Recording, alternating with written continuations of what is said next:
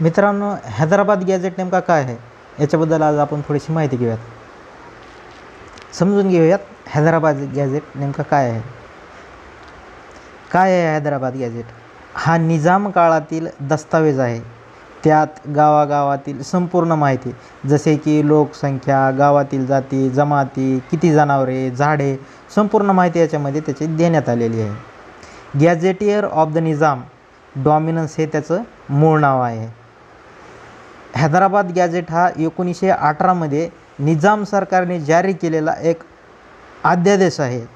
यात मराठवाडा, आंध्र प्रदेश, तेलंगणा आणि कर्नाटकातील भागात मराठा समाज बहुसंख्य असल्यामुळं काय झालं होतं,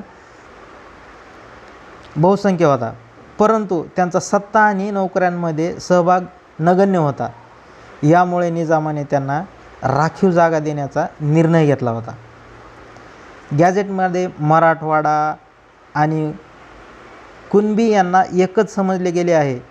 यामध्ये हिंदू मराठा म्हणून ओळखून त्यांना शिक्षण आणि नोकरीमध्ये आरक्षण देण्याचा निर्णय घेण्यात आला होता कुठल्या हैदराबाद गॅझेटमध्ये.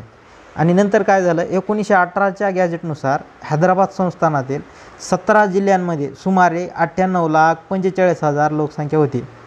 त्यापैकी 16 लाख कुणबी आणि 4 लाख मराठा अशी याची नोंद आहे. गॅझेटमध्ये मराठा समाजाच्या शैक्षणिक आणि सामाजिक मागासलेपणाची नोंद आहे. गॅझेटमध्ये मराठा आणि कुणबी यांचा मराठा कुणबी असा सुद्धा एकत्रित उल्लेख करण्यात आलेला दिसतो आपल्याला हैदराबाद गॅझेटमध्ये. शेती करणारा मराठा हा कुणबी उल्लेखला जावा अशीही याच्यामध्ये नोंद थोडक्यात आपल्याला पाहायला मिळते.